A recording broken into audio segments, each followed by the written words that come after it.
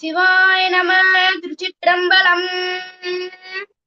ஒன்று கோலாம் அவர் சிந்தை உயர் வரை, ஒன்று கோலாம் உயரும் மதிசூடுவர், ஒன்று கோலாம் இதுவென் தலை கையது, ஒன்று கோலாம் அவர் ஊர்வதுதானே.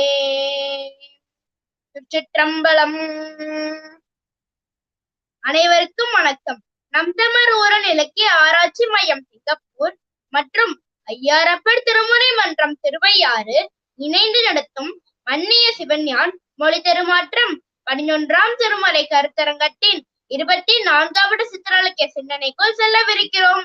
இந்நிகழ்வுக்கு வருகை தந்திருக்கும் அனைவரையும் வருக வருக என வரவேற்கிறேன். இளம்பெருமான் அடிகள் பாசுரங்கள் சிவபெருமான் திரு மும்மணி கோவையை நமக்கு பொருளோடு எடுத்து சொல்ல வருகை தந்திருப்பவர் முனைவர் சிவ செந்தாமரை செல்வி அம்மா அவர்கள். பொறியியலில் முதுகலை பெற்று முனைவர் பட்டமும் பெற்று HOD-யாக பணியாற்றி வந்தவர். சைவத்தில் தன்னை முழுவதுமாக ஈடுபடுத்திக் கொள்ள வேண்டும் என்று வேலையில் இருந்து ஓய்வெடுத்துக் கொண்டு இப்போது திருமுறைகளையும் சித்தாந்தத்தையும் எளிமையாக பேசி வருகிறார்கள். சிவானுபவம் திருவருள் துணை என்ற வலையொலி தளத்தை ஏற்படுத்தி அதில் பதிவேற்றி வருகிறார்கள்.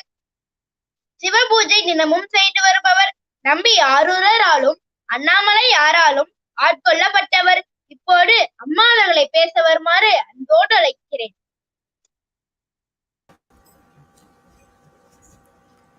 திருச்சிற்றம்பலம்.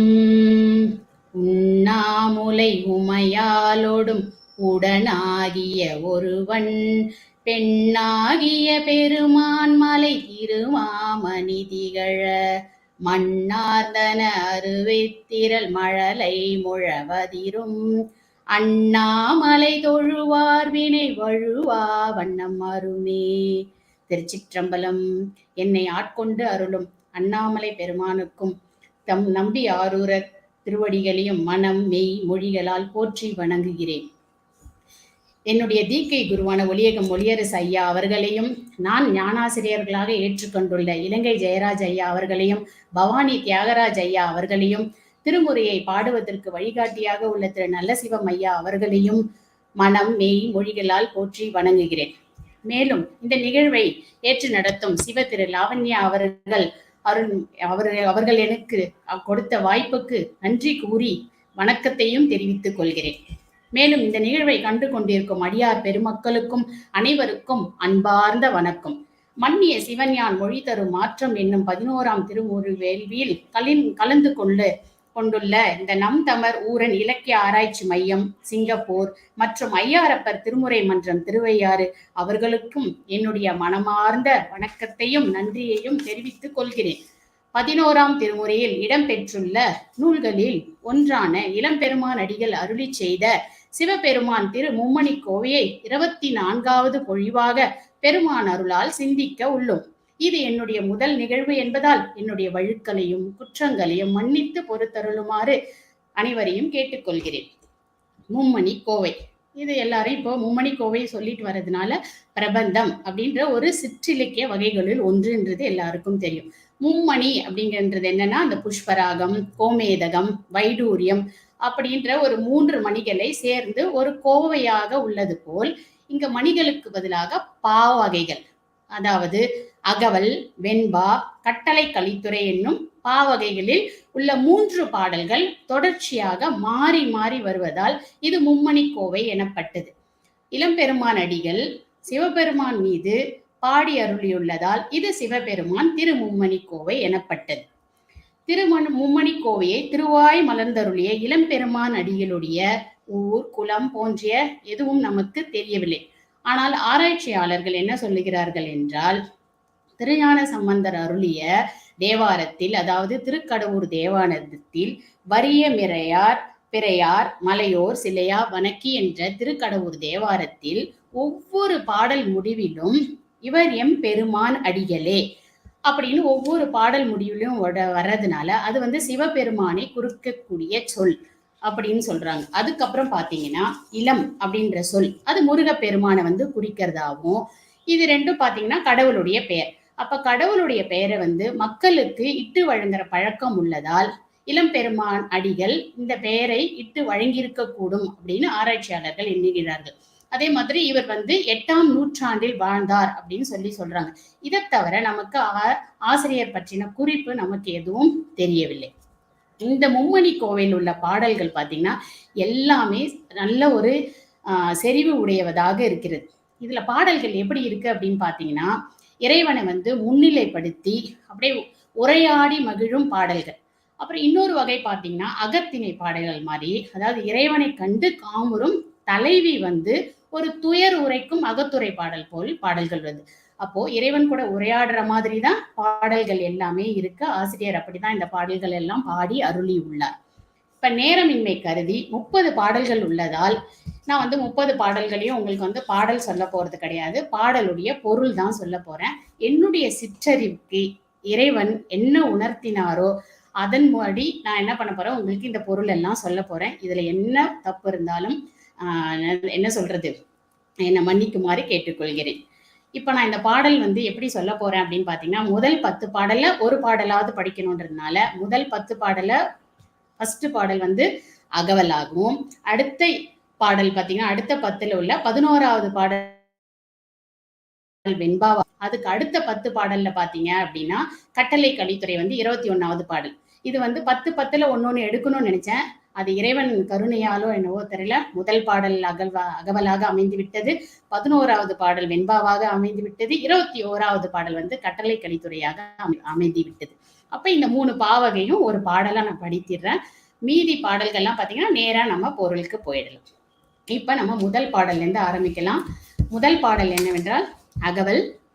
முதல்வன் வகுத்த மதலை மாட தீடவரை ஊன்றிய கடவுள் பாண்டில் பள்ளி செம்புயலுள் விழுதுரி புத்தேல் நிவந்த முத்த மாச்சுடர் எரிவலி எடுப்பினும் சிறு நடுக்குறானின் அடிநிழல் அழியவோ வைத்த முடிமிசை இளங்குவலை தனி போது விரித்த அலங்கு கதிர் ஒளியல் நீ அணிந்ததென்மாரே.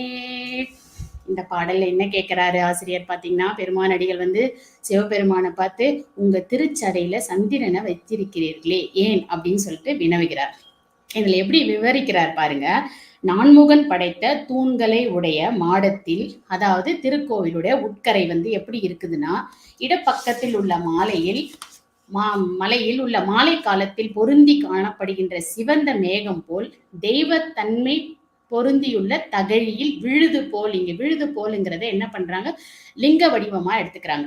அப்ப கடவுள் தன்மை மேல் எழுந்தருளிய முத்தோலியே, முத்து சுடரே அப்படிங்கிறார். முத்தோலியேன்றது சிவபெருமானை இங்க குறிக்கிறார்.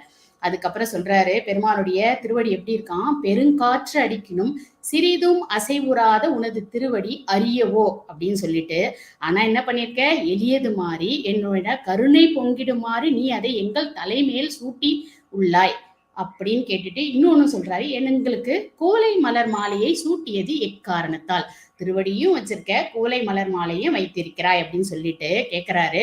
உச்சியின் மீது விளங்குகின்ற வளைந்த திங்களாகிய மலர் மாலையை நீ அணிந்ததன் காரணம் யாது என்று வினவுகிறார். இதுதான் பாடலுடைய பொருள். இப்போ ஒரு பாடலையும் அவர் என்ன சொல்ல வராருன்றத நாம எடுத்து உரைக்கிற மாதிரி ஒரு கருத்து நான் வச்சிருக்கிறேன். இப்ப இந்த பாடல் பாத்தீங்கன்னா, சந்திரன் நீ ஏன் தலையில் சூடி கொண்டிருக்கிறாய்ன்றது கேட்கும் போது நம்ம சந்திரனுடைய கதை நமக்கு தெரியும். எல்லா கலையும் இழந்து பெருமானுடைய திருவடியே சரணம் சொல்லிட்டு போய் என்ன பண்ணிட்டாரு, விழுந்துட்டார். அப்போ மனம் வருந்தி திருந்தி பெருமானுடைய திருவடியில் சரணடைந்தால் பெருவாழ்வு கிடைக்கும் என்பதை சொல்கிறார். எப்படி பெருவாழ்வு கிடைக்கும்னு இங்க சொல்லியிருக்கிறாரு அப்படின்னு பாத்தீங்கன்னா, திருவடியே தலையில வச்சிருக்கிறதையும் சொல்லிட்டாரு, கூலை மலர் மாலையை சூட்டியது ஏன் என்றும் கேட்கிறார். இப்ப இந்த ரெண்டும் பாத்தீங்கன்னா, அந்த கூலை மலர் சூடுவது ஞானதீக்கை அளிக்கும் காலத்தில் கூலை மலர் சூடுவது ஒரு பண்பு அப்படிங்கிறது ஒரு சில நூல்கள்ல நான் பார்த்தேன்.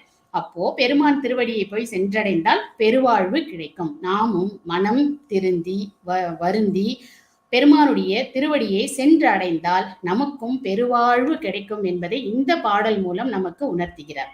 இரண்டாவது பாடல் பார்ப்போம்.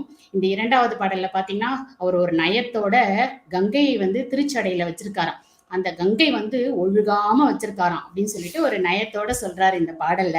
எப்படி சொல்றாரு பாருங்க.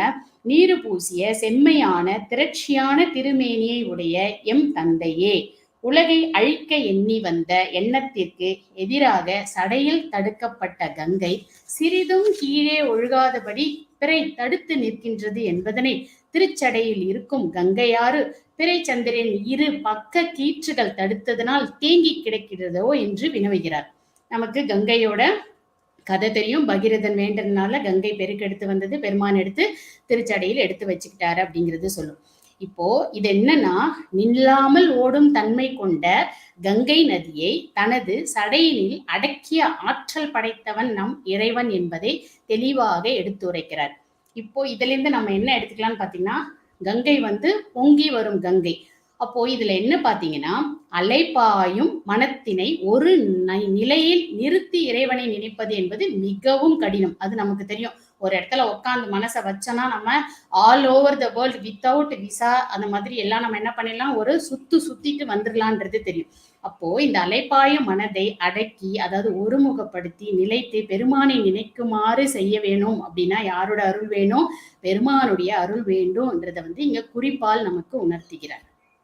மூன்றாவது பாடல் பாத்தீங்கன்னா, பெருமான் அடியார்களுக்கு எளியவன் என்பதை எடுத்துரைக்கிறார்.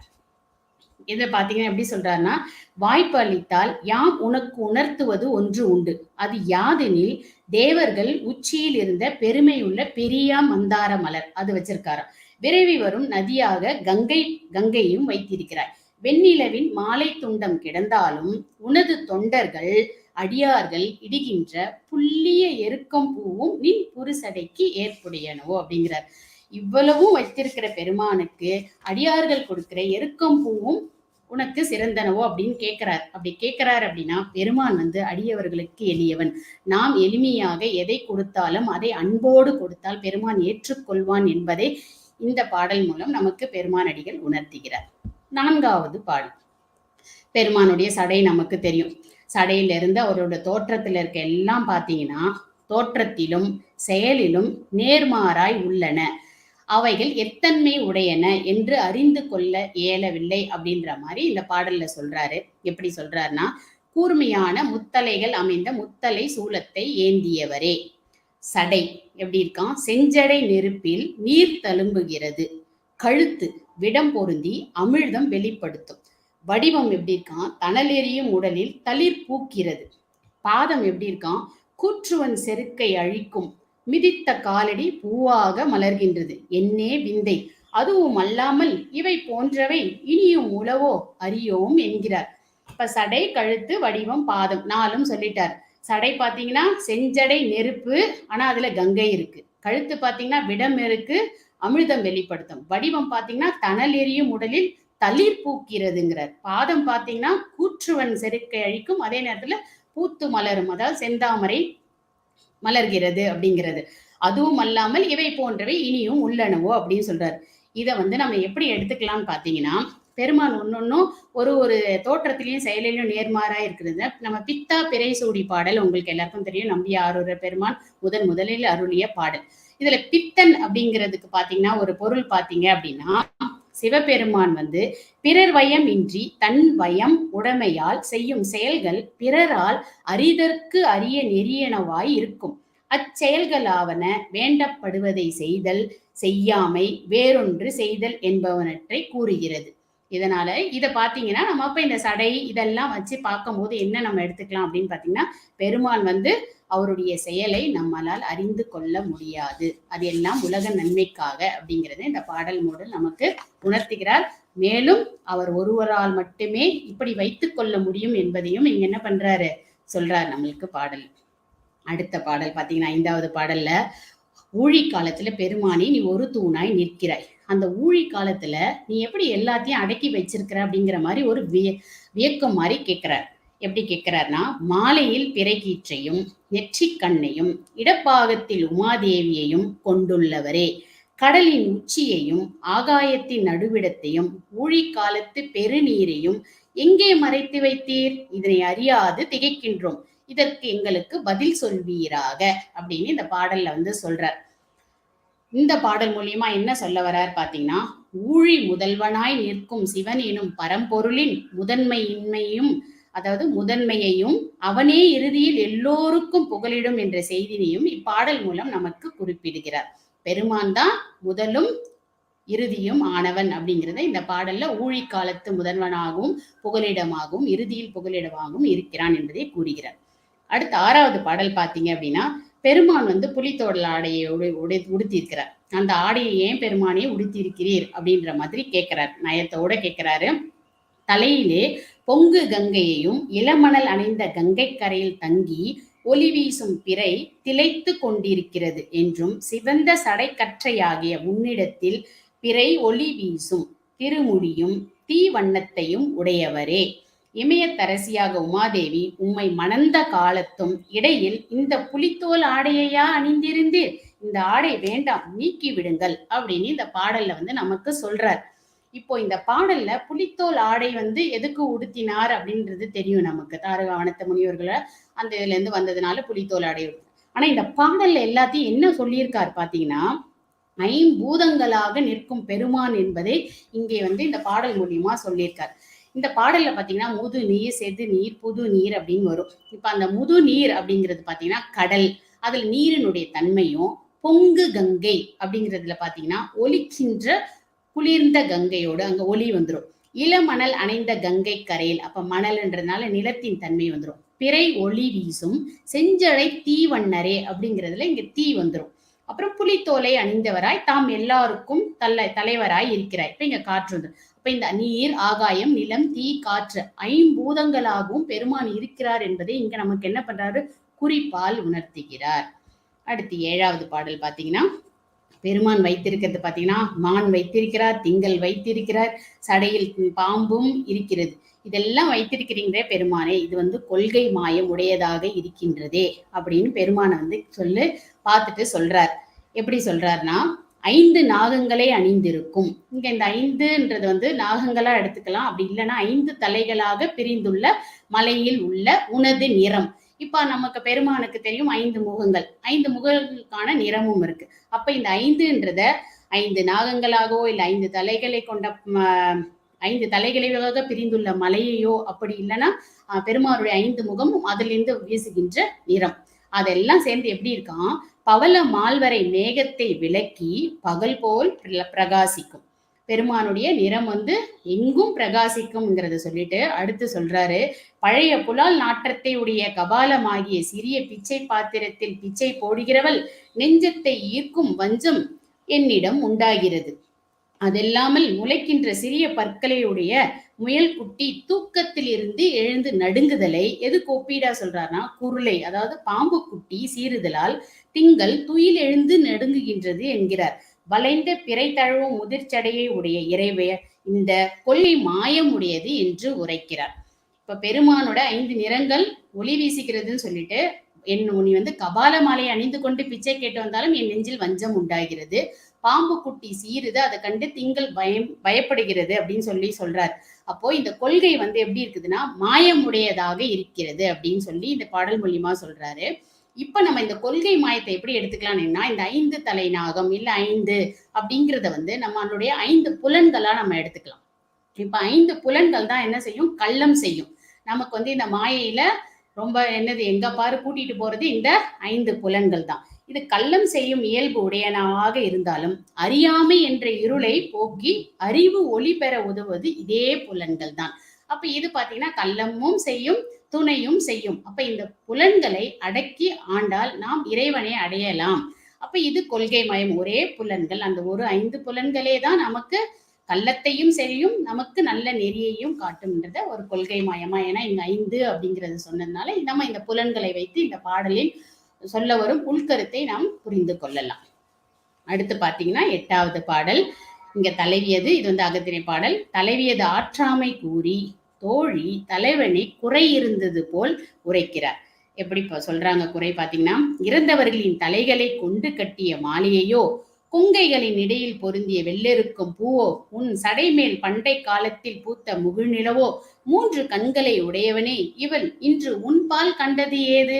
கபால மாலை வச்சிருக்கப்பா, அடுத்து வெள்ளெருக்கும் பூ வச்சிருக்க, அதுக்கப்புறம் பண்டை காலத்தில் பூத்த முகிழ்நிலவு. இது எதுவுமே என்னது? காதலை விளைவிக்கும் பொருளாய் இல்லையே. ஆனால் என்ன பண்றாங்க? சிவனையே நினைத்து கொண்டிருக்கிறாயே அப்படின்ற மாதிரி ஒரு குறை கூறுறத போல கூறுறாங்க. நம்ம பெருமானுடைய உருவம் என்னன்னா அடியவரை ஈர்க்கும், அடியவரை ஈர்க்கும் சிவபெருமானின் திரு உருவம். அதனாலதான் ஈர்த்தென்னை ஆட்கொண்ட எந்தை பெருமானே அப்படின்னு சொல்லி இந்த பாடல் மூலியமா எடுத்துக்கலாம். பெருமான் அணிந்துள்ளது எல்லாமே என்னது? நமக்கு ஈர்த்து கொள்ளும் அளவுக்கு அது தன்மை உடையது. அடுத்த பாடல் பாத்தீங்க அப்படின்னா, சிவபெருமான் கொள்வன யாவுமே உலக நன்மைக்காக தான். பெருமான் வைத்திருக்கும் அனைத்துமே உலக உயிர்களை நன்மைக்காக அப்படிங்கிறத இந்த பாடல் மூலியமா சொல்றாரு. பெருமானை எப்படி வர்ணிக்கிறார் பாருங்க. வெண்மையான திருநீர் அணிந்து செவ்வானம் போன்ற மேனியையும் 3 கண்களையும் உடைய சங்கரனே, உமையால் அப்பணிமால் இமயத்து அணங்கரசி, கற்றை சடைமேல் உள்ள கங்கை அந்த தேவர் உலகத்து அரசி, இவர்கள் இருவருள் யாரை நீ முதலில் அடைந்தாய் சொல்வாயாக என்பதாம். இது அகத்திணை பாடல் மாதிரி வச்சுக்கலாம். உமாதேவியும் கங்காதேவியும் சொல்லிட்டு, இருவருள் ஒருத்தி தான் இவனை விரும்புகிறவள் என்றாலும் ஒருத்தி முன் மற்றொருத்தி பின் என கூறுதலும் இருவருள் ஒருத்தியை மிகை என்றலும் கூடாது. ஏன்னா பெருமான் வைத்திருக்கும் எல்லாமே என்னது? உலக நன்மைக்காக. அப்ப இந்த பாடலை நம்ம எப்படி எடுத்திருக்கோம்னா, உமாதேவியும் நமக்கு கங்காதேவியும் தெரியும். கங்கையை ஏன் எடுத்து சடையில் சூடிக்கொண்டிருக்கிறார்? உலகத்தை அழிக்க எண்ணி வந்ததனால் பெருமான் கங்கையை தடுத்து தன்னுடைய திருச்சடையில் வைத்திருக்கிறார். உமாதேவி உங்களுக்கு தெரியும், அது சக்தியின் வடிவம், திருவருள் சக்தியாகவும் திரோதான சக்தியாகவும் இருந்து நம்மை வழிபடுத்தும். இந்த மாயை உலகத்திலிருந்து வெளிவருவதற்கு திரோதான சக்தி பயன்படும். அதே மாதிரி என்னது? நம்மளுக்கு அருள் சக்தியாக இருந்து பெருமானை சேர்வதற்கு நமக்கு வழி நடத்தும். அதனால இந்த பாடல் எப்படி எடுத்துக்கணும் அப்படின்னு பாத்தீங்கன்னா, பெருமான் கொள்வது யாவும் உலக நன்மைக்காகவே அவரே அப்படின்றதுதான் இந்த பாடலுடைய உள்கருத்து. அடுத்த பாடல் பாத்தீங்கன்னா, பிறை ஒளி எங்கும் விளங்குதல் வேண்டுமன்றோ என்றும் உலகம் மயக்கத்தில் உள்ளது போல் எடுத்துரைக்கிறார். சந்திரன் வச்சிருக்கிறாரு சாமி, ஆனா அதனோட ஒளி வீசவே இல்லை. அது இல்லாம உலகம் இதை பார்த்து கொண்டே இருக்குதான், அது மயங்கிதான் இருக்கே தவிர இது தெரியல உலகத்துக்கு அப்படிங்கிற மாதிரி ஒரு நயத்தோட இந்த பாடல் சொல்றாரு. எப்படி சொல்றாருன்னா, சிவபெருமான் ஏந்தியுள்ள சூலத்தில் உள்ள இலைகள் இச்சை கிரியை ஞானங்கள் ஆகிய சக்திகள் ஆதல் என்கிறார். பிறையை கங்கை எழுப்புதலால் செய்யும் பொழுது சந்திரனது நிலா ஒளி எங்கும் விளங்குதல் வேண்டுமன்றோ? அங்கனம் விளங்க யாம் ஒருபோதும் பார்த்ததில்லையே. உனது சடையில் உள்ள பிறை என்றும் பிறையாகவே உள்ளதின்றி வளரவில்லையோ? மற்றும் சூலம் கருநிறமாய் இருத்தலின் நிலவு அதனோடு மாறுபட்டு நிற்கின்றது அப்படின்னு சொல்லிட்டாரு.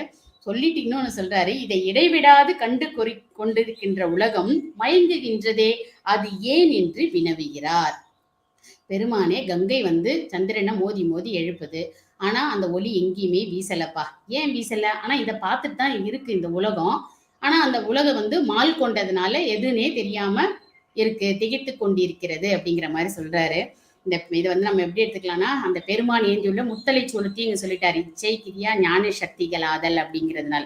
அப்போ இதெல்லாம் என்ன பண்ணுதா? நம்மை பீடித்துள்ள, அதாவது சிவபெருமான் ஏந்தியுள்ள சூலத்தின் மூவிலைகள் உயிர்களின் அறிவு, இச்சை, செயல் இவைகளை பிணித்துள்ள ஆணவ மலத்தின் சக்தியை போக்கும்.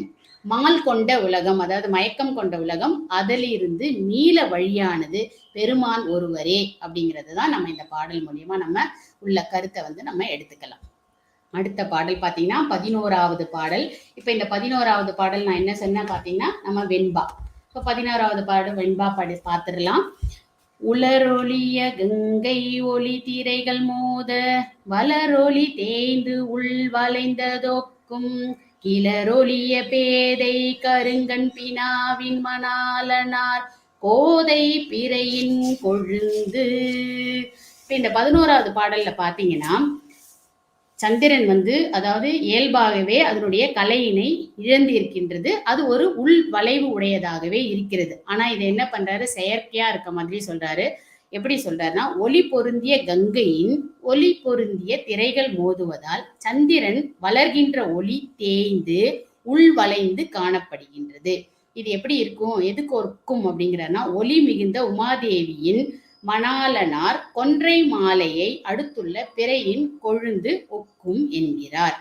இதுல என்ன சொல்ல வராருன்னு பாத்தீங்கன்னா, கங்கை வந்து ஒளி இருந்து எழுப்பினாலும் பிறைச்சந்திரன் அப்படியே இருக்குது. இது வந்து உமாதேவியோட கணவருடைய ஒளி வந்து மிகுந்தி இருக்கிறது அப்படின்னு சொல்லி இந்த பாடல சொல்றார். அப்போ பெருமானுடைய ஒளி வந்து அளவில்லாத ஒளி, பேரொளி ஆனவன் அப்படிங்கிறத பெருமானை வந்து நமக்கு இந்த பாடல் மூலியமா நமக்கு உணர்த்துகிறார். அதனாலதான் அவர் வந்து முத்து மாச்சுடர் அப்படின்றத முதல் பாடலிலே வைத்து சொன்னார், பேரொளி ஆனவன் அப்படிங்கிறது. அடுத்தது பாத்தீங்கன்னா 12வது பாடல் பாத்தீங்கன்னா, பெருமான் வந்து திருநீறு பூசிய திருமேனியும் அவருடைய அந்த கருத்த கண்டமும் யாருக்கெல்லாம் அச்சத்தை கொடுக்கும் அப்படிங்கறத வந்து பெருமான் வந்து அந்த உருவம் வந்து யாருக்கு அச்சத்தை கொடுக்கும்ன்றதை இந்த பாடல் மூலியமா நமக்கு சொல்றாரு. பெருமான் சடைமேல் உள்ள நிலவு வந்ததும் உலகத்தில் மிகுந்துள்ள இருள் வந்து என்ன பண்ணும், நீங்கிடும். கைலை மலையின் பளிங்கின் ஒளி மிகுதியால் செழுந்திரல் குன்று அகம் சென்று அடைந்தது போல் இருக்கும் என்கிறார். திருநீற்றினால் பெருமானது திருமேனி பளிங்கு மலை போல் உள்ளது. அவனது நீலகண்டம் அம்மலையின் ஒரு புடை புகுந்த இருள் போன்று உள்ளது. பெருமானது திருமேனி பகைவர் நெஞ்சத்தில், அவனை வெறுப்பவர்கள் உள்ளங்களில் அழுந்தி அச்சுறுத்துகின்றது என்கிறார். இங்க பெருமானுடைய ஒளி வந்து நம்ம போன பாடலையும் பார்த்தோம், பேரொளி ஆனவன் அப்படின்னு சொல்றார். அப்ப அந்த பேரொளி வந்த உடனே அந்த குன்று சென்று அகம் அடையும் அப்படின்னு சொல்றார். அதே மாதிரிதான் அந்த இதுக்கு நடுவுல அவருடைய கருத்த அந்த கண்டம் இருக்குது. ஆனா யாருக்கெல்லாம், அதாவது பகைவர் அவங்க நெஞ்சத்துல மட்டும் இந்த வந்து கருத்த கண்டம் தான் வந்து தெரியுமா, தெரிஞ்சு என்ன பண்ணுதான், பயமுறுத்துதான். அப்போ அந்த பகைவர் அப்படிங்கறது என்ன அப்படி எடுத்துக்கணும் அப்படின்னா, வேத நெறியை பின்பற்றாமல் அதற்கு மாறான வழியினை பின்பற்றும் பகைவர் நெஞ்சத்தில் தான் இப்பெருமானின் திருவுருவம் அழுந்தி அச்சுறுத்தும் என்கிறார் இந்த பாடலில். அடுத்து 13வது பாடல் பாத்தீங்கன்னா, பெருமானுடைய திருவடியை துதித்தலுக்கு வேறாக வீட்டு நெறி ஒன்று உள்ளதோ. வீட்டு நெறி அது எதுனாலே பெருமானுடைய திருவடிதான் அப்படிங்கிறத வந்து இந்த பாடலை நமக்கு உணர்த்துறார். எப்படி சொல்றார் பாருங்க. தேன் கூடு பொருந்திய சிகரங்கள் உச்சியில் புலவு நாறுகின்ற சிகரங்களை உடைய பர்வதராஜனின் மருமகனே, கங்காதேவியின் மணாலனே, முருகப்பெருமானின் தந்தையே, சுடுகாட்டில் கூத்தாடுபவனே, நின் நீராடு பொலங்கழல் வீடு அடைவதற்குரிய வழியை பெற துணை செய்வதாக. என்னோட வீட்டு பேரு வேணும் அப்படின்னாலே உன்னுடைய திருவடிதான்ப்பா அப்படிங்கிறத வந்து இந்த பாடல் மூலியமா நமக்கு உணர்த்துறார். வீட்டு நெறி அடைய திருவடிகளை தொழுதலே சிறந்தது என்பதை இந்த பாடல் மூலம் நமக்கு உணர்த்துகிறார். அடுத்து 14வது பாடல் பார்த்தீங்கன்னா, இடர் அப்படின்றது ஒண்ணு இருக்குது அப்படின்னா, அந்த இடர் தீர்க்கிற ஒருவர் யாருன்னா நம் பெருமானின் திருவடிதான். அந்த திருவடி தரும் பாதுகாப்பை 14வது பாடலில் எடுத்துரைக்கிறார். எப்படி சொல்றாருன்னா, கொன்றை மலர் பொதிந்த சடையில் கங்கை வீசுகின்ற அலைகள் இழுத்து மோத கங்கையை விட்டு கொன்றை மாலை மேல் சூழ் கொண்ட பாம்பு ஏறி நிலை தடுமாறியது. தலைமாலை பொருந்திய சடையை உடைய இடப வாகனத்தை உடைய இறைவனை வணங்கினால் இடர் நீங்கும். இதனை அறியாமல் பாம்பு நிலை தடுமாறியதை பாடல் மூலம் உணர்த்துகிறார். பெருமான் கிட்டதான் இருக்கு அந்த பாம்பு, ஆனா சூழ் கொண்ட பாம்பு அப்படிங்கிறதுனால என்னது ஒரு மயக்கம்னு வைத்துக் கொள்ளலாம் இந்த பாடல்ல. அது என்ன பண்ணுதான், அந்த மயக்கத்துல பெருமானை விட்டு போகணுன்ற மாதிரி ஏறி, ஆனா என்ன பண்ணிடுச்சு, திருப்பி தடுமாறி விழுந்துடுது. அதே மாதிரி நாமளும் இந்த உலக வாழ்க்கையிலிருந்து மயக்கத்திலிருந்து மீண்டாதான் பெருமானுடைய திருவடி மட்டும்தான் நமக்கு அடைக்கலம் என்பதை உணர முடியும் அப்படிங்கிறத இந்த பாடல் மூலியமா நமக்கு உணர்த்துறார். அத மாதிரி இந்த பாடல்ல வந்து பாத்தீங்கன்னா, இடர் அப்படிங்கிறது என்ன, நமக்கு பிறவிதான் இடர். அதான் இடர் என்பது பிறவி துன்பம். அத்துன்பத்தை நீக்க வல்ல ஒருவர் உண்டு என்றால் அது நம் பெருமான் ஒருவரே என்று இப்பாடல் மூலம் நமக்கு உணர்த்துகிறார். 15வது பாடல் பாத்தீங்கன்னா, தீவினையால் வருந்துபவர்களுக்கு புகலிடமாக தக்கன சிவபெருமானது இணையடிகளே. பெருமானுடைய இணையடிதான் நமக்கு தீவினையிலிருந்து வெளிக்கொண்டு வரும் அப்படிங்கிறது இந்த பாடல்ல உணர்த்துறாரு. முதிர்ந்த காட்டில் ஆற்று வடிவாய் உள்ள கங்காதேவியை பொருந்தியுள்ள பவளவண்ணன் சுடற்கற்றையை உடைய அந்தணனே, துன்பத்தை கொடுக்கிற தீவினைக்கு மிகவும் வருந்துகின்றவர்களுக்கும் உன்னுடைய திருவடி தாமரை மலர்களே சரணாகும். இங்க வந்து நம்ம ரெண்டு வந்து பார்க்கலாம். ஒண்ணு தீவினையும் சொல்லிட்டாரு, திருவடி தாமரை மலர்களே அப்படின்னு சொல்றாரு. இப்ப துயரம் அப்படின்னாலே நம்ம என்ன எடுத்துக்கலாம், அது இதை வந்து நம்ம வந்து வெயிலில் தாக்கும் அப்படின்னா, வெயில் இருக்கும்போது நமக்குள்ள துயரம் அப்படிங்கிற மாதிரி எடுத்துக்கிட்டீங்கன்னு வச்சுக்கோங்களேன். துயரம் வந்து நம்மை வெயிலில் சுடுவது போன்று சூழ்ந்து கொண்டால் நிழலாக வந்து நம்மை காப்பது அத்தாமரை திருவடிகளே. வெயில் இருந்துட்டு போய் ஒரு நிழல்ல போய் ஒரு மரத்துக்கு கீழே நின்னோம்னா நமக்கு எப்படி இருக்கும், ஒரு குளிர்ச்சி தரும்ல. அந்த குளிர்ச்சியின் தன்மையை குறிப்பதற்காக தான் இங்க திருவடியை என்னன்னு சொல்றாரு, தாமரை திருவடி தாமரை மலர்களே அப்படின்றார். அப்ப இந்த பாடல் மூலியமா பெருமான் வந்து நமக்கு அடைக்கலமாக அவனுடைய திருவடி குளிர்ச்சி பொருந்தியதாக இருக்கிறது அப்படின்றத இந்த பாடல்ல நமக்கு உணர்த்துறார். அடுத்து பாத்தீங்கன்னா 16வது பாடல், பெருமான் வந்து முப்புறத்தை எப்படி எரித்தார் அப்படிங்கிற வந்து இந்த பாடல் மூலியமா நமக்கு சொல்றாரு. அவுணர்கள் அப்படின்னா நமக்கு தெரியும், திரிபுரத்தவர்கள். அவங்களுக்கு வந்து வரம் கொடுத்தார்கள். அவங்க யாருன்னா அந்தணாளர், அதாவது செந்தொடை ஒழுக்கமும் வேதம் வீரம் உடையோர் வரமாக வழங்கிய சொல். அதனால் அவுணர்கள் அடைந்த ஆண்மை பலராலும் பேசப்பட்டது. அரக்கர்களுடைய நன்னாட்டிற்கு இறைவனாகி சிறிய பெரிய சேனையை பரப்பி அஞ்சாமை உடைய திருமாலாகிய இடபம் அடர தான் நிமிர்ந்து செலுத்த கோபமிக்க சுடுகனை ஏறி நிமிர்த்தி செலுத்திய போது திரிபுரமும் அதன் கண் இருந்தோர் ஆண்மை உருவின்றி சிதறி அழிந்தன என சிவபெருமானது ஊர்தியான ரிஷப வாகனத்தை வந்து இங்க வந்து நம்ம ஆற்றலை வந்து புகழ்ந்தவாறு சொல்றார்.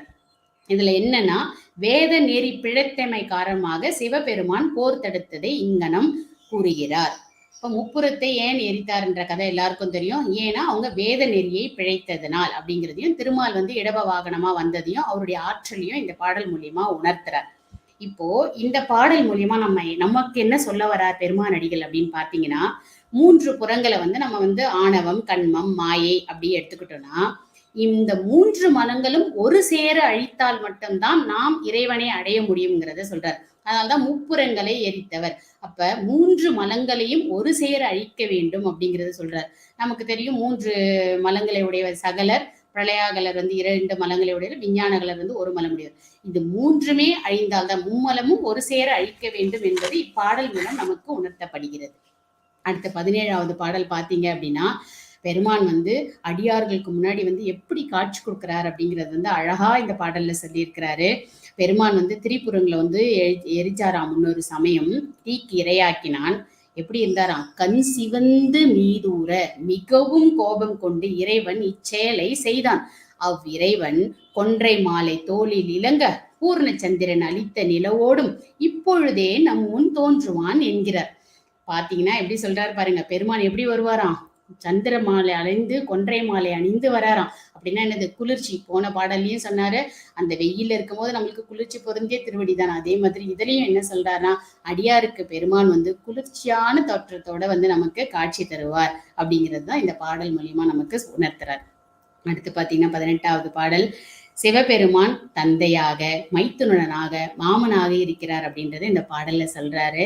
எப்படி சொல்றாரு பாருங்க, நம் இறைவன் கடல் மத்தியில் இருந்த சூரபத்மன் அழிய காரணமாயிருந்த வெற்றியுடைய முருகப் பெருமானுக்கு தந்தை, இவ்வுலகை அளந்த சக்கரப்படையை ஏந்திய திருமாலுக்கு மைத்துனன், தேன்மொழி வள்ளி என்னும் கொடி போலும் இடையே உடையவளுக்கு மாமன், வெம்மால் விடை கொற்றவன், இத்தகைய சிறப்புகளை உடையவன் சிவபெருமான் என்பதாம். பெருமானே நமக்கு என்ன பண்றாரு, எல்லா உறவாகவும் இருந்து நம்முடன் துணை நின்று அருள் புரிகிறார் அப்படிங்கறத இந்த பாடல் மூலியமா உணர்த்துறார். அப்பர் பெருமான் கூட பாத்தீங்கன்னா ஒரு திருத்தாண்டகத்துல அம்மையும் நீ, அப்பனும் நீ, அன்புடைய மாமனும் நீ, மாமியும் நீன்னு சொல்லி இந்த பாடல்ல சொல்லும் போது, அந்த பாடலை படிக்கும் போதே நமக்கு வந்து உறவாக எல்லா வழியிலும் துணை நின்று நம்மளை நல்வழிப்படுத்தும் ஒரு துணை, ஒரு உறவு அப்படின்னு பாத்தீங்கன்னா எதுனா நம் பெருமான் அப்படிங்கிறது வந்து நீங்க உணரலாம். அடுத்த பாடல் 19வது பாடல் பாத்தீங்கன்னா, பெருமானுடைய பாத தீர்த்தம் வந்து தலையில பட்டுச்சுன்னு வச்சுக்கோங்களேன், நம்மளுடைய துன்பங்கள் எல்லாம் நீங்கி ஒழியும் அப்படிங்கிறது இந்த பாடல்ல வந்து அவ்வளவு அழகா சொல்றாரு. வெற்றிக்கு ஏதுவான வலிமையை உடையவளும், மலையரசனால் பெறப்பட்டவளும், தேமலின் அழகாகிய செல்வத்தை உடையவளும், அச்சத்தை தருகின்ற முதுகாட்டின் கண் வாழ்பவளும், பேய்களாகிய முற்றிய சுற்றத்தை உடையவளும் ஆகிய துர்க்கையின் கணவனே, உன்னுடைய வீரக்கழலை கட்டி இலங்குகின்ற பாத தீர்த்தம் தலையிலே படப்பெற்றவர்கள் துன்பக் கடலில் அழுந்த மாட்டார்கள் என்பதாம். அப்ப இந்த பாடல்ல துன்பக் கடல் அப்படிங்கிறது என்னது, அந்த துன்பம் வந்து நமக்கு எப்படி வருது, நம்மளுடைய வினையால் வரும் துன்பங்கள். அப்ப வினையால் வரும் துன்பங்கள் எது, அது நல்வினையா இருந்தாலும் தீவினையா இருந்தாலும் எதுக்கு கொண்டு வந்து சேர்க்கும், பிறவியை கொடுக்கும். அப்ப இந்த பிறவின்றதுதான் இங்க என்ன சொல்றாரு, துன்பக் கடல் அப்படிங்கிறாரு. அந்த துன்பக் கடல்ல இருக்கிறத எப்படி சொல்றாரு? அவருடைய பாத நீர், உன்னுடைய பாத நீர் இலங்குகின்ற, அதாவது கழலை கட்டி இலங்குகின்ற பாத தீர்த்தம் தலையில் பட பெற்றவர்கள். உன்னுடைய அந்த பாத தீர்த்தம் என் தலை மேல பட்டுச்சுன்னா கூட என்ன பண்ணலாம், நானே இந்த துன்பக் கடலில் அழுந்த மாட்டார்கள் அப்படிங்கிறாரு. நமக்கு திருக்குறள்ல கூட பாத்தீங்கன்னா, ஏன் இந்த துன்பக்கடலை பிறவி அப்படின்னு சொல்றேன்னா, அவரே என்ன சொல்லியிருக்காரு திருக்குறள்ல பாத்தீங்கன்னா, பிறவி பெருங்கடல் நீந்துவர்ன்றதுல கடல், இந்த துன்ப கடல்னாலே அது பிறவி கடல் தான் அப்படிங்கறத எடுத்துக்கலாம். இன்னொன்னு, பாத தீர்த்தம் பட்டதுனால அது அழியக்கூடும் அப்படிங்கறத பாத்தீங்கன்னா, கந்தர் அலங்காரத்துல நமக்கு தெரியும், கால்பட்டு அழிந்தது இங்கு என் தலைமேல் அயன் கையெழுத்தே அப்படிங்கிறது தெரியும். அப்போ நம்மளுடைய தலையெழுத்தை மாற்ற வல்லக்கூடியது எது? பெருமானுடைய அந்த பாத தீர்த்தம்ன்றத சொல்றார். இது மூலியமா என்ன சொல்ல வர்றாரு? பெருமானுடைய எளிவந்த கருணையை நமக்கு இது மூலியமா நமக்கு புலப்படுத்துகிறார். திருவடி கூட வேண்டாம் பாவம், திருவடியில இருக்கிற அந்த பாத தீர்த்தத்தை என் தலைமையில போடுப்பா, என்னுடைய துன்பக்கடலிருந்து நான் வெளியில வந்துருவேன் அப்படிங்கிறது எளிவந்த கருணையை இந்த பாடல் மூலியமா நமக்கு உணர்த்துறார். அடுத்து பாத்தீங்கன்னா, நம்மளுடைய 20வது பாடல், பெருமானுக்கு செய்வது மட்டும்தான் கடமை அப்படிங்கிற மாதிரி இந்த பாடல் மூலியமா உணர்த்துறாரு. எப்படி சொல்றாருன்னா, இவர் யாதும் இல்லாதவரோ என்ற அறிவு முதிரப் பெறாதவர்கள் பழி சொல்ல பிச்சைக்கு என்று உலகமெல்லாம் சுற்றி திரிவரேனும் மலர் நிறைந்த மாலையுடன் சிறிய பிறையாக திங்களை சூடியவனும் தேவனாகிய சிவபெருமானுக்கு ஆட்செய்வதே எங்களுடைய கடமையாகும்.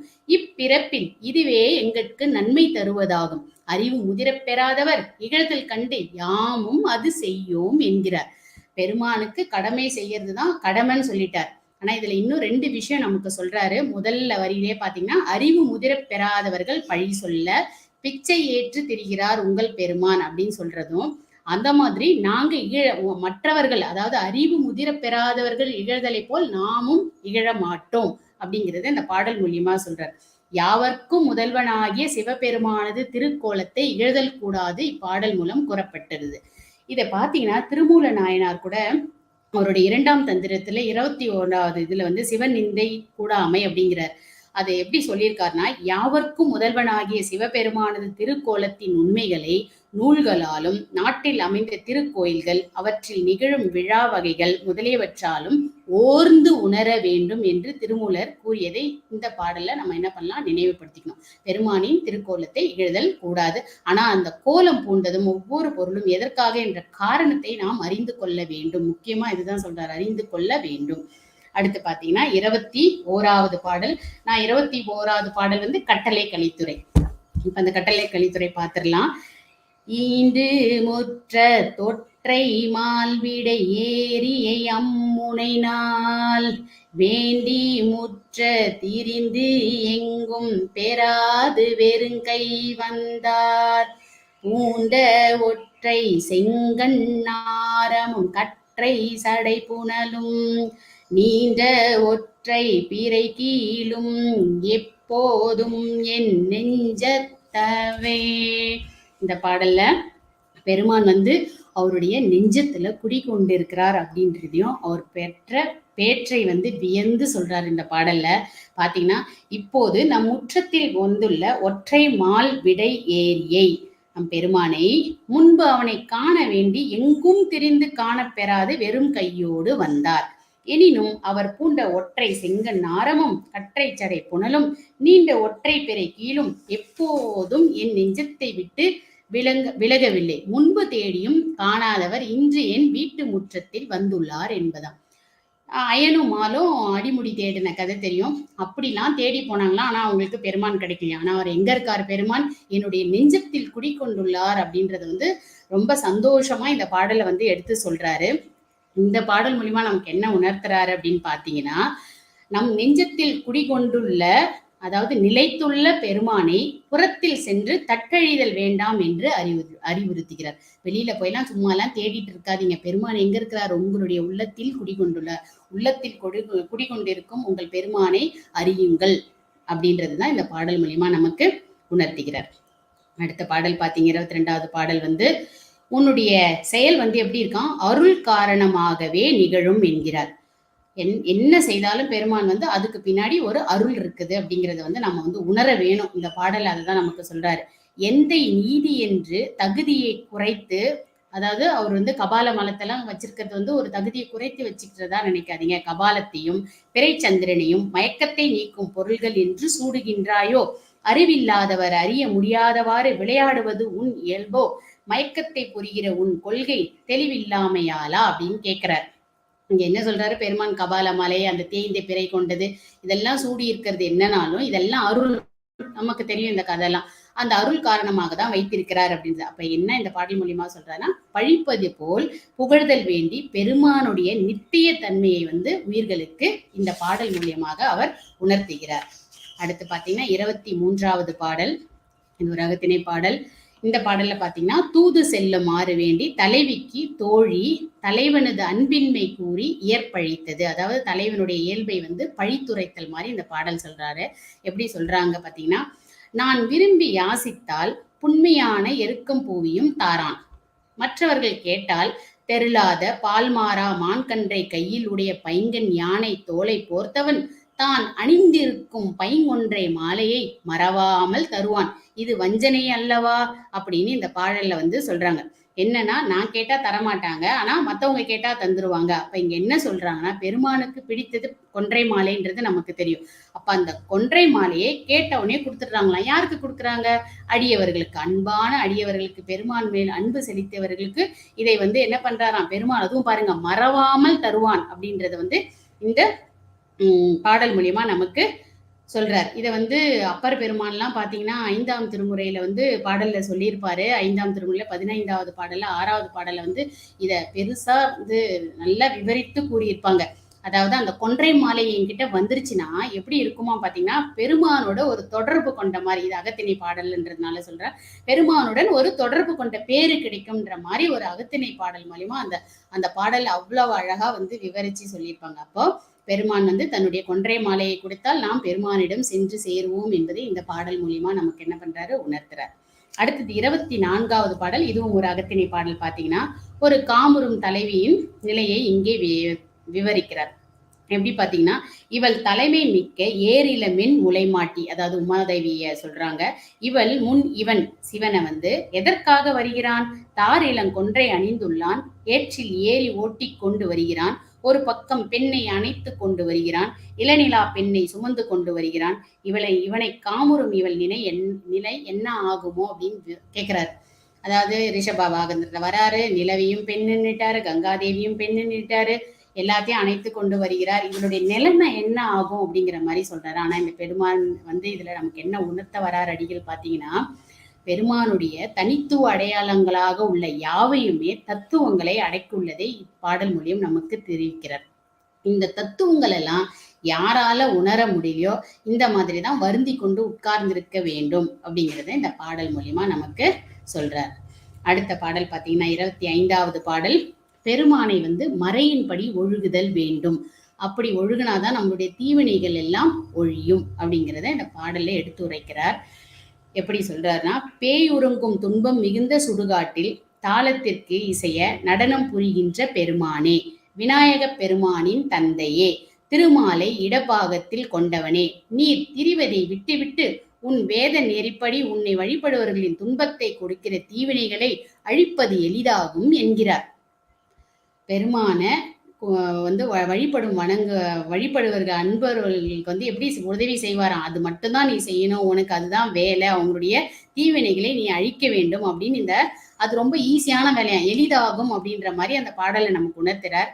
இதுல இன்னொன்னு என்ன சொல்றாரு? வேத நெறிப்படி உன்னை வழிபடுபவர்களின் துன்பத்தை, இதுதான் நம்ம புரிஞ்சுக்கணும். அறவழியில் ஒழுகும் எண்ணற்ற அடியார்களுக்கு அருள் வழங்கும் நம் பெருமான். அப்ப வேத நெறிப்படி பெருமானை வணங்க வேண்டும் என்பது இந்த பாடல் மூலியமா உணர்த்தப்படுகிறது. அப்படி வந்து வழிபடுற அடியவர்களுடைய பற்று வந்து அரும், வினைகள் விண்டு போம், இன்பமுத்தி எய்தலாம் என்பது இப்பாடல் மூலம் கூறப்படுகிறது. அடுத்து 26வது பாடல் பாத்தீங்கன்னா, அடியார்கள் வந்து இறைவனின் துணை கொண்டு அவனுக்கே பணி செய்து அருள் பெறுகிறார்கள் என்று எடுத்துரைக்கப்பட்டது இந்த பாடல் மூலியமா. இறைவனுடைய துணை இருந்தால்தான் அவனுக்கு நாம் பணி செய்ய முடியும் என்பதை இந்த பாடல்ல உணர்த்துறாரு. எப்படி சொல்றாருன்னா, வளப்பம் பொருந்திய கைலை மலையை உடையவனே, ஆகாயத்தில் உறையும் சந்திரனை சடையில் வைத்துள்ளவனே, நாங்கள் எளிமையானவர்கள் என்று யாம் சிவனுக்கு செய்யும் அளவிற்கு தகுதியுடையோமே என்று எங்களை நாங்களே இகழ்ந்து கொண்டு அது பற்றி உனக்கு ஆட்செய்தலை ஒழியாது செய்தாலும் நீ எங்கள் பால் உள்ள குறைபாட்டினை எள்ளி இகழாமல் அருள் செய்ய வேண்டுமென் என்று கேட்டுக்கொள்கிறார். இதுவே எங்கள் பணியாகும், வேறு நினைவு ஒன்றும் இல்லை என்று இந்த பாடலில் கூறுகிறார்.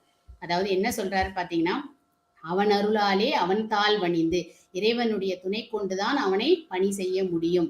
அவன் அருளாலே அவன் தாள் பணிந்தால் அப்ப என்ன பண்ணணும், எப்படி பண்ணணும்ன்றனா, அன்போடு மலர் தூவுங்கள், கைகளால் தொழுங்கள், எடுத்து வாழ்த்துங்கள், பெருமானுக்கு பணி செய்வதையே நம் கடமையாக கொள்ள வேண்டும் என்கிறார்.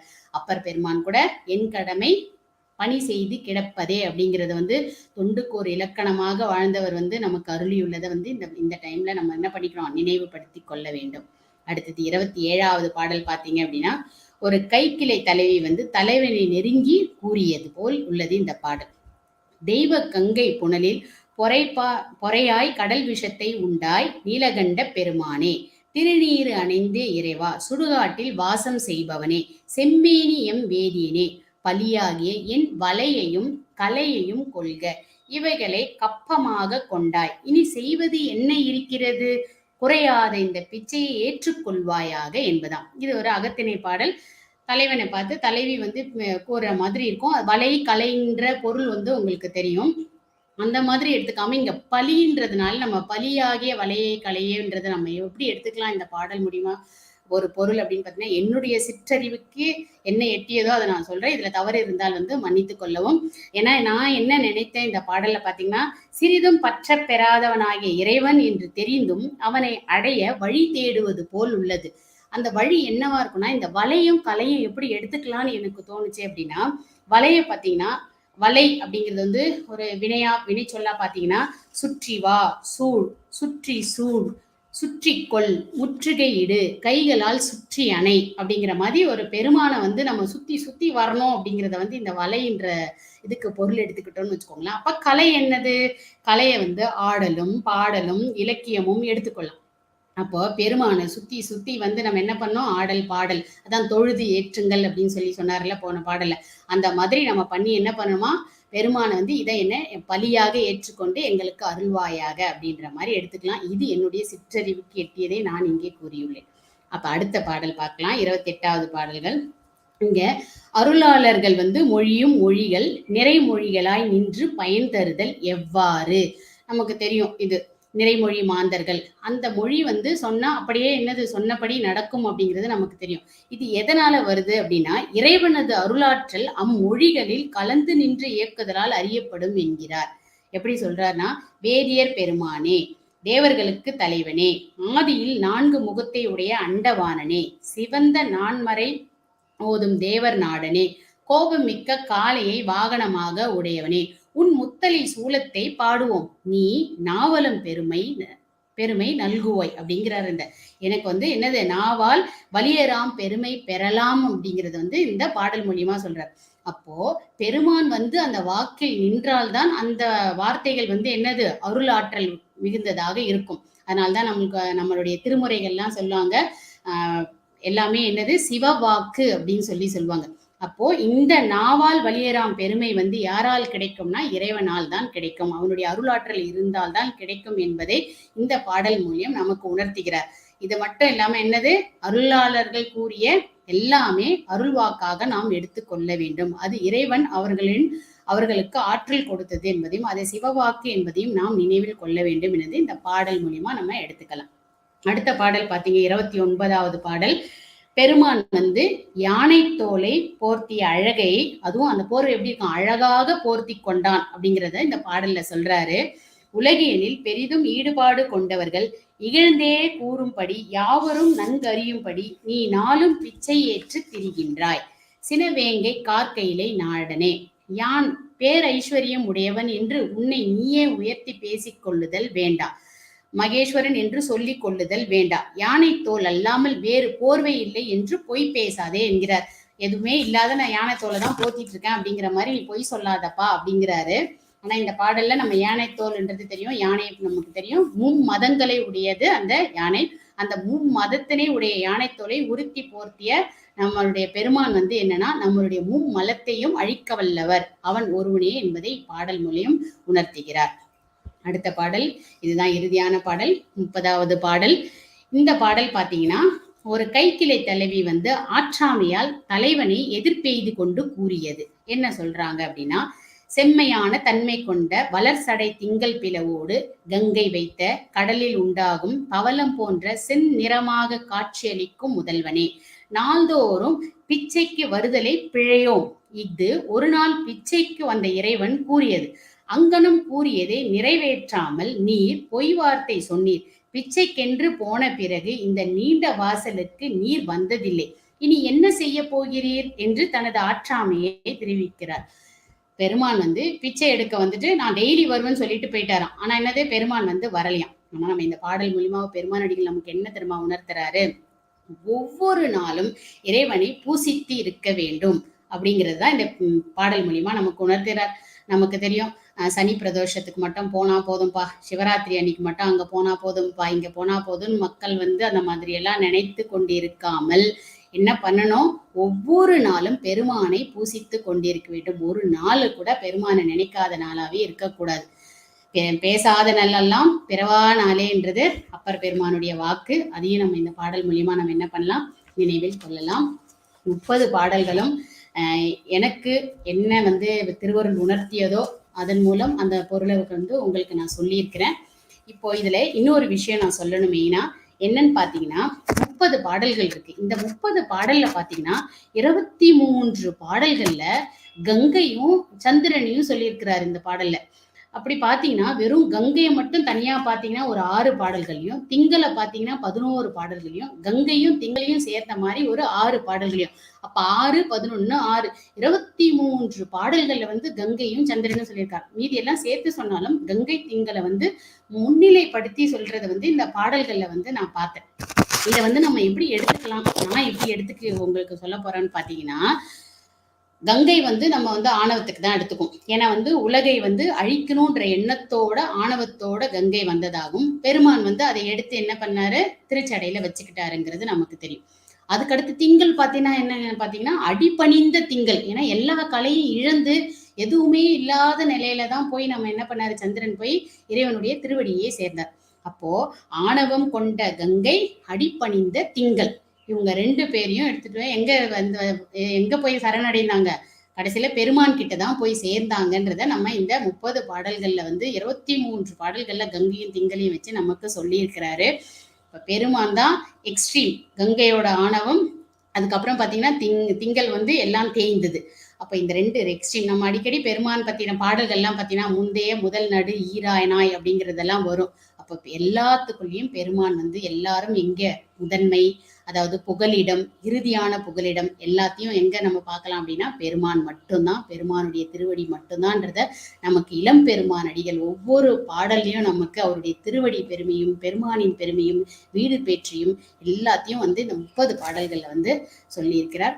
என்னுடைய உரையில ஏதாவது பிழை இருந்தால் மன்னித்தருளுமாறு கேட்டுக்கொள்கிறேன். அதுக்கு இப்ப இளம்பெருமானி அடிகளுடைய அருளிய சிவபெருமான் திரு மும்மணி கோவையை நினைவில் நிறுத்தி பெருமானை தொழுது உய்வு பெற எல்லாம் வல்ல நம் பெருமானை வேண்டி இந்த நிகழ்வை நிறைவு செய்கிறேன். அனைவருக்கும் நன்றி. தென்னாடுடைய சிவனே போற்றி, எந்நாட்டவருக்கும் இறைவா போற்றி, ஏகம்பத்துரை எந்தாய் போற்றி, பாகம் பெண்ணுற ஆனாய் போற்றி, அண்ணாமலையம் அண்ணா போற்றி, கண்ணார் அமுத கடலே போற்றி, ஆரூர் அமர்ந்த அரசே போற்றி, சீரார் திருவையாரா போற்றி, காவாய் கனக திரளே போற்றி, கைலை மலையானே போற்றி போற்றி.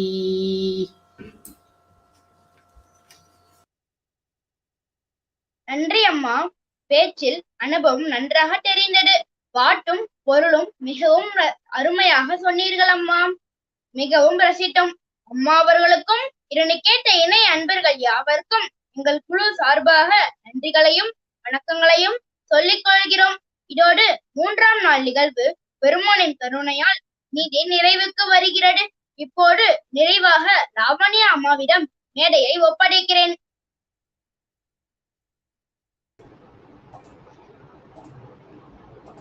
சிவாய நம. நன்றி கண்ணா. திருச்சிற்றம்பலம். அனைவருக்கும் வணக்கம். இன்றைய பொழிவு, அதாவது மூன்றாவது நாளும் இன்றைக்கு அற்புதமாக நிறைவுக்கு கொண்டு வந்திருக்கிறாரு நம்ம பெருமான். இப்பதான் ஆரம்பிச்ச மாதிரி இருக்கு, அதுக்குள்ளால பாதி கிணறு தாண்ட வச்சுட்டாரு அப்படின்னா பெருமானுடைய கருணை என்ன அப்படிங்கறது நமக்கு இதுல இருந்து நல்லா உணர்த்திக்கிட்டே வராரு. தெரிஞ்சுக்கிட்டோம் அப்படிங்கிறத விட உணர்த்திட்டே வராரு அப்படிங்கிறதுதான் சரியான ஒரு வார்த்தையாக இருக்கும். இன்னைக்கு பார்த்தோம்னா நமக்கு திரு கண்ணப்ப தேவருடைய இன்னைக்கு முழுவதுமே அவருடைய நினைவிலேயே இருக்கிற மாதிரிதான் ஆரம்பிக்கப்பட்டது. முதல்ல பாத்தீங்கன்னா சிவ விஜயலட்சுமி மோகன் அம்மா அவர்கள், அவங்களுடைய அந்த இனிமையான குரல் எல்லாரையும் கட்டி போட்டுருச்சு அப்படின்னு தான் சொல்லணும். அருமையா பாடி ஒவ்வொரு பாட்டையும், உண்மையா சொல்ல போனா அவங்க ஸ்லைட்ஸ் அனுப்பியிருந்தாங்க, அந்த ஸ்லைட்ஸ போடவே மனசு வரல, அவங்க முகம் மறைஞ்சிருமே அப்படிங்கிற ஒரு அந்த சிரிச்ச முகத்தோட அவங்க பாடிக்கிட்டு இருந்தது அருமையா இருந்தது. நம்மள நல்லா உள்ள, அதாவது திரு முருகாற்றுப்படைக்கு உள்ள நம்மளை அழைச்சிட்டு போயிட்டாங்க. 14 வயசுல இருந்து நான் இதை மனப்பாடம் பண்ணி தினமும் சொல்றேன் அப்படின்ற அந்த அனுபவத்தை முருகப்பெருமான் கருணையால அம்மாவுடைய குரல்ல இருந்தும் அவர்கள் முகத்தில் இருந்தும் பார்த்தோம். அதனால அம்மாவுக்கு நன்றி சொல்லி, அதே நேரத்துல பாத்தீங்கன்னா திரு கண்ணப்ப தேவர் திருமரம் நக்கீரதேவ நாயனார் அருளி செய்தது நம்ம முத்துகிருஷ்ணன் ஐயா திரு தவத்துறையில இருந்து நமக்கு அழகாக அந்த நூலையும் நமக்கு சிந்திக்கிறதுக்கு வாய்ப்பு கொடுத்தாங்க.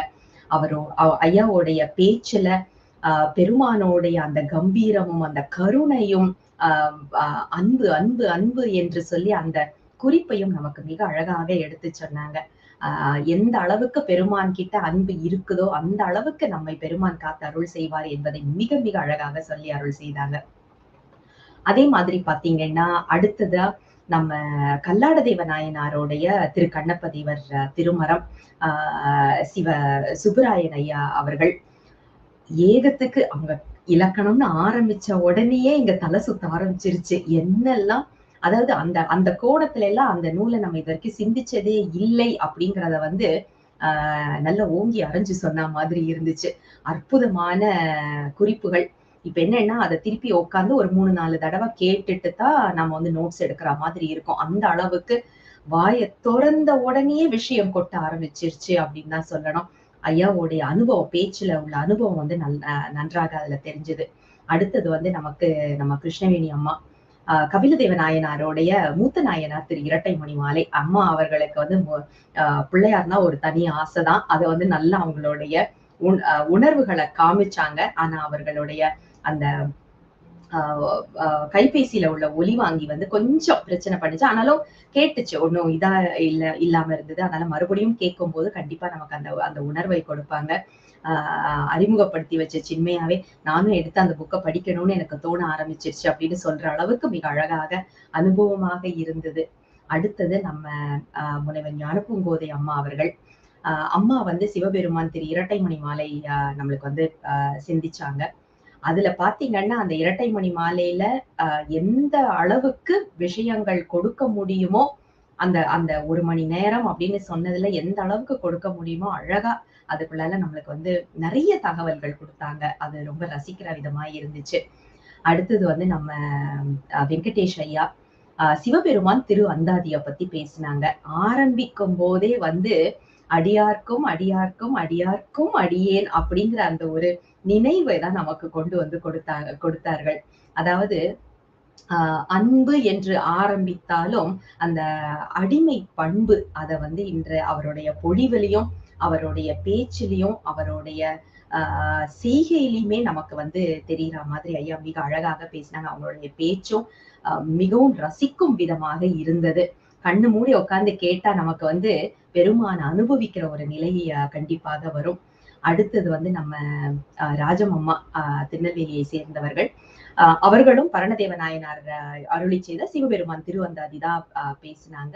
ஆனா திருவந்தாதி அப்படின்னு சொல்லும் போது எந்த அளவுக்கு நமக்கு ஒரு ஓவர்வியூன்னு சொல்லுவோம் இல்லையா, அந்த மாதிரி எந்த அளவுக்கு கொடுக்க முடியுமோ, சித்தாந்த ஆசிரியர் இல்லையா, அதனால அவங்க சித்தாந்தத்தையும் கலந்து அதே நேரத்துல சித்தாந்தத்தோட இல்லாம நிறைய திருவாசகம் மற்றும் திருமுறை பாடல்கள், சான்ற பாடல்களோட அப்பர் பெருமான்ல இருந்து நம்பியில இருந்து எல்லாம் ஒண்ணு அவங்க எடுத்து சொன்ன விதம் வந்து ரொம்ப ரசிக்கும் விதமாக இருந்தது. நிறைய விஷயம், அதாவது அந்த சான்று பாடல்கள் அவர்கள் எடுத்தது வந்து எந்த அளவுக்கு ஒரு திருமுறையில இருந்து இன்னொரு திருமுறைக்கு தாக்கம் இருக்கு அப்படிங்கிறத வந்து நமக்கு எடுத்து சொல்லும் விதமாக இருந்தது.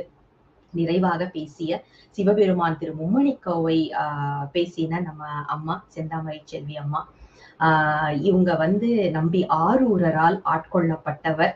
அதனாலதான் திருநாவலூர்லயே இருக்கிறாங்க. அதே நேரம் வந்து அண்ணாமலையாரால் ஆட்கொள்ளப்பட்டவர்கள். இன்னைக்கு வந்து நாள் கவனிக்காம இந்த பேச்சுக்கு வந்து சரின்னு சொல்லிட்டாங்க. அப்புறம்தான் ஞாபகம் வந்தது அவங்களுக்கு இன்று வந்து கிரிவலம் செல்கின்ற நாள் என்று. ஆனால் அதுக்கும் எந்த ஒரு தடையும் இல்லாம அண்ணாமலையாரே வந்து அதற்கான ஏற்பாடையும் எல்லாமே செய்து கொடுத்துட்டு வர்றாரு. இந்த நிகழ்வு முழுவதுமே அண்ணாமலையார் நடத்திட்டு வர்றதுதான். அதனால அவருடைய கருணையை நாம வந்துட்டு அதுல ஒன்னும் பெரிய விஷயமா இல்ல, அது அவருடைய கருணை அப்படிங்கிற மாதிரிதான் நம்ம இப்ப எடுக்கிற, சர்வசாதாரணமா செய்யறாருப்பா அப்படிங்கிற மாதிரிதான் நம்ம எடுக்க வேண்டியது இருக்கு. பொழிவாளர்கள் அனைவருக்கும் எங்கள் குழு சார்பாக நன்றிகளை சொல்லிக் கொள்கின்றோம். அதே மாதிரி இன்று நிகழ்வு தொகுத்து வழங்கிய நம்ம சிவகுந்தவை, சிவ சின்மயா மற்றும் சிவவரதன் அற்புதமான குழந்தைங்க. எப்போ கேட்டாலும் உடனடியாக நாங்க செய்யறோம் அப்படின்னு சொல்லிட்டு வர்ற ஒரு பசங்க வந்து நம்மளுக்கு வந்து ரொம்ப அபூர்வமான ஒரு குழந்தைகளை வந்து நமக்கு சிவ குழந்தைகள், சிவ செல்வங்கள்னு தான் சொல்லணும்.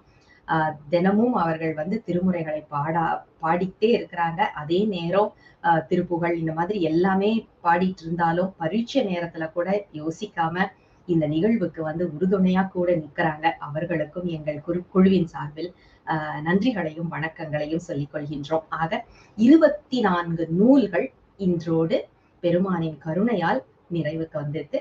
நாளைக்கு இன்னும் ஒரு 8 நூல் சிந்திப்பதற்கு பெருமான் கருணை செய்வார். காலையில எப்பவும் போல இன்னைக்கு ஆரம்பிச்ச மாதிரி இந்திய நேரம் 10 மணி, சிங்கப்பூர் நேரம் 12:30 மணிக்கு நாம வந்து இதே இணைப்புல ஐயாரப்ப திருமுறை மன்றம் மற்றும் நம் தமிழ் ஊரன் இந்த 2 இணைப்புகள்ல வந்து கேட்டு ரசித்து எங்களுக்கு ஆதரவு கொடுத்து நூல்களையும் அருமையாக சிந்திக்க வேண்டுமாய் உங்கள் அனைவருக்கும் விண்ணப்பத்தை வைத்து இந்த உரையை நிறைவுக்கு கொண்டு வருகின்றேன். தென்னாடுடைய சிவனே போற்றி, எந்நாட்டவர்க்கும் இறைவா போற்றி, அண்ணாமலையம் அண்ணா போற்றி, கண்ணார் அமுத கடலே போற்றி. சிவ சிவ திருச்சிற்றம்பலம்.